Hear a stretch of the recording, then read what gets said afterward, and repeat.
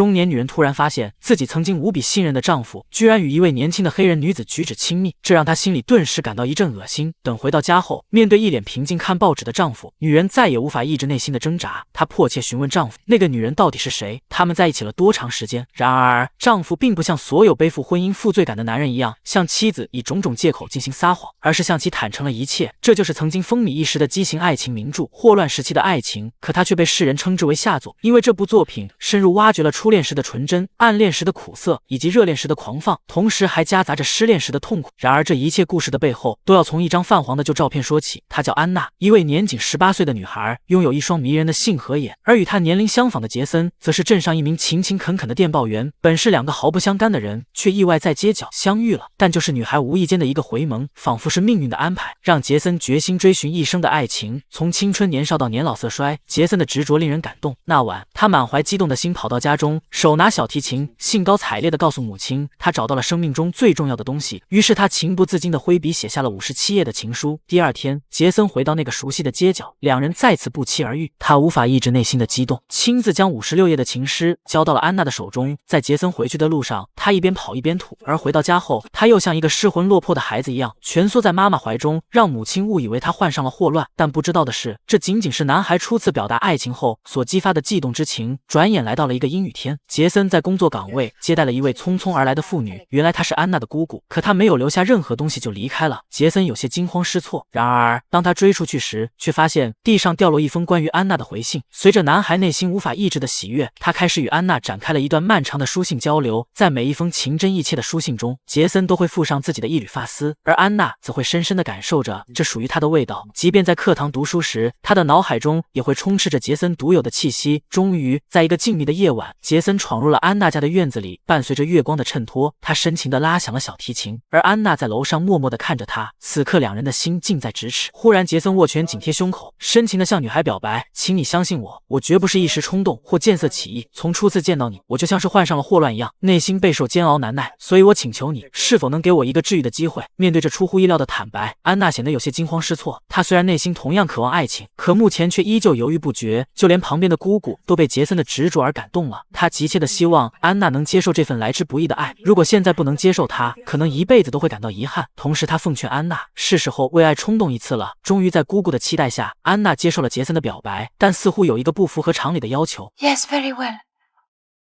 I will marry you. If you promise not to make me eat eggplant.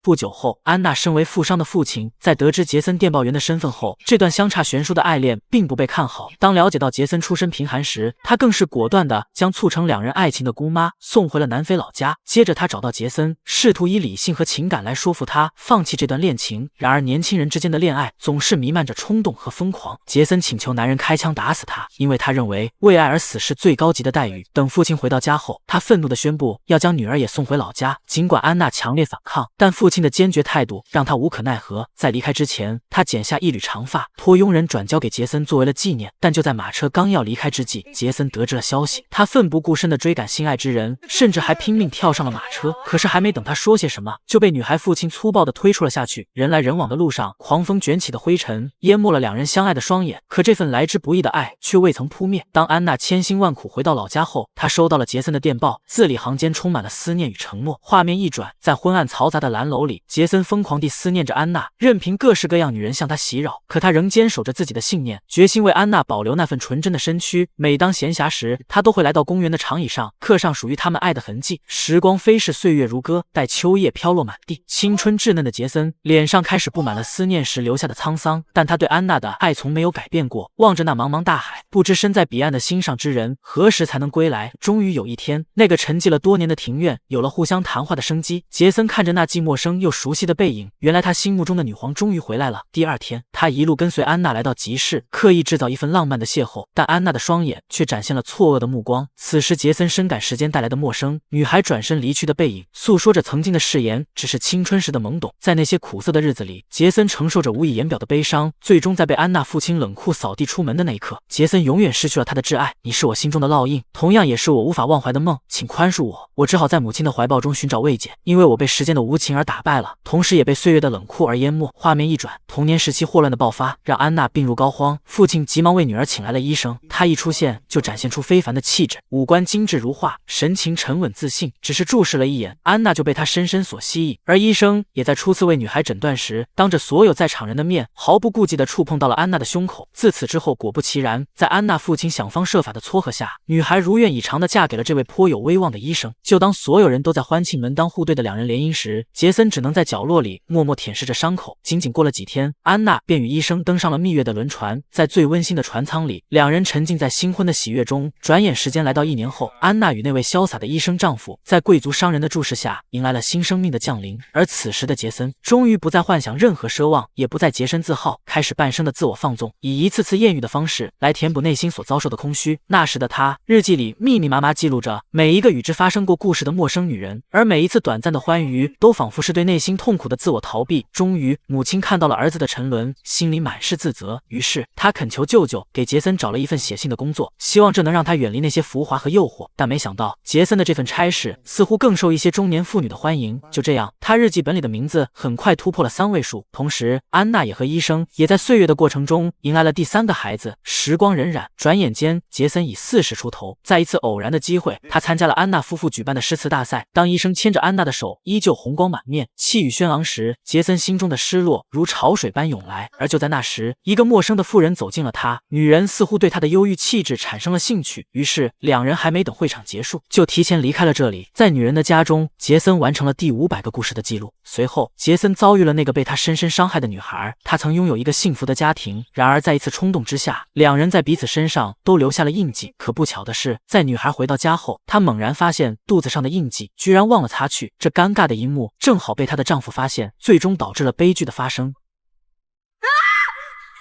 这个事件让杰森深感痛苦，久久不能释怀。与此同时，他最亲爱的母亲也突然离世了，这使得杰森陷入无尽的悲痛之中，甚至深信这是上天对他的惩罚。画面一转，安娜和她的丈夫依然恩爱如初，男人会为妻子烹饪美味的茄子，讲述女人喜爱的笑话。然而，即便是如此完美的伴侣，却依然拥有一颗蠢蠢欲动的心。某一天清晨，安娜在整理衣物时，偶然闻到了丈夫衬衫上散发出一股陌生的香水味，因此，女人在傍晚后面对丈夫一脸平静的态度，终于忍不住发起了质问。可安娜并不像其他女人面对此事时变得癫狂，而是忍住悲痛，只想知道那个女人是谁。丈夫犹豫了一下，毫不掩饰地承认了，并告诉妻子，那个女人曾是他的一名病人。此时安娜身体不断颤抖，但还是努力抑制住了哭泣。她多么希望自己的丈夫会像别的男人一样否认一下，或是向她撒个谎，但男人并没有，他没有丝毫掩饰，只是像犯了一个严重的过错一样，主动向妻子坦诚了错误，并向安娜亲口保证他会把这件事做一个了断。而妻子只能满含痛苦，相信了丈夫的话。第二天，安娜跟随丈夫的脚步来到了那个女人所在的地方。她是一个黑色人种，长得并不漂亮，但安娜却从丈夫离别时依依不舍的神情可以看出，那个曾经对自己痴迷的他早已不复存在了。因此，两人从结婚以来发生了第一次吵架。I think I am going to die. That would be best.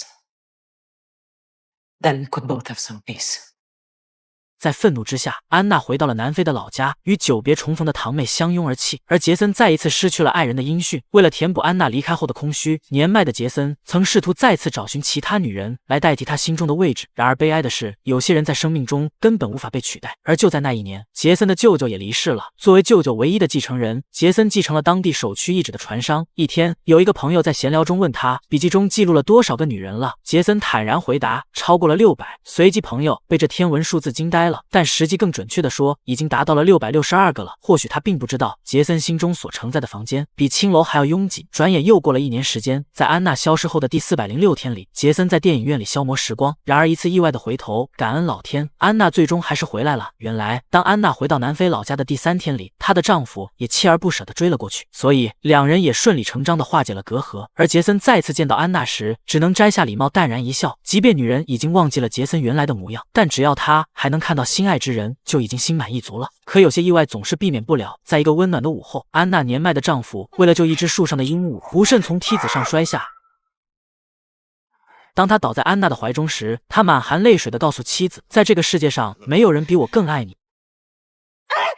就在医生去世的那天，小镇所有的人都为他送了最后一程，而悲哀的丧钟声则传到了杰森的耳朵里。他拄着拐杖来到安娜的房间，时年他已经70来岁了，站在被阳光眷顾的客厅里，杰森激动颤抖着开口：“我已经等你51年9个月04天了，从年少目睹你芳容的第一眼，就一直深爱到了现在。”而听到真诚表白的安娜被感动得泪流满面，甚至咒骂杰森应该被天诛地灭，并愤怒地叫他滚出房间。尽管杰森莽撞地闯入他的世界，受尽委屈和侮辱，但仍旧不会放弃。渐渐的，他终于从远处观望到可以正大光明地与安娜坐在院子里交谈。但安娜的孩子们知道此事后，极力反对他们之间的关系。原本期望的美好爱情，廉价的变成女儿口中的恶心。可这一次，安娜果断地提出了反抗。The only thing that hurts me is that I don't have enough strength to give you the beating that you deserve for being so insolent and evil-minded. But you will leave this house right now, and I swear to you on my mother's grave that you will not set foot in it again as long as I live. Life crippled that poor man 50 years ago because he was too young, and now you want to do it because we are too old. 而杰森也结束了他第623个女孩的交往。 I'm going to get married. 终于，在安娜丈夫离世的半个年头，两人再次回到了初中。然而，整整过去了50年，此刻干枯消瘦的他们互相挽手，依然神采奕奕。他们直径来到公园的那张长椅，而50年前刻下的爱的痕迹已被流年侵蚀得面目全非。但幸运的是，挑灯黄昏，风摇人休，感恩老天的眷顾，两人依旧还活在这个世上。最后，杰森来到海边，他询问船长是否有办法可以让船永远无法靠岸，同时也禁止其他客人登船。船长停顿了一下，他告诉老板，只要船上升起祸乱的旗帜，就会所有人敬而远之。疏影横斜水清浅，暗香浮动月黄昏。此刻这部霍乱时期的爱情基本进入了尾声。我想说，单就是杰森等待的半个世纪的光阴，就足够感动所有人。但我想要强调的是，那些流逝的日日夜夜，都仿佛听到从自己心底飘出的似有似无的叹息。买醉或者放纵，振作或者卖命，所有的一切无非是自导自演的一出悲剧，只是想证明给自己在爱情中的伟大牺牲和对方的薄幸寡义。即使情人已经不复从前，但理想中的爱情却在时光的雕琢下日臻完美，而自己也从那些所谓的为爱牺牲中获得无比的虚荣。请不要这样了，其实爱情走了就是走了，不要等待，不要虚度，不要被那些小说家糊弄，期盼着荆棘过后苦尽甘来，由自己的苦难成就一个爱情奇迹。也许这并不是爱情，而是欲望。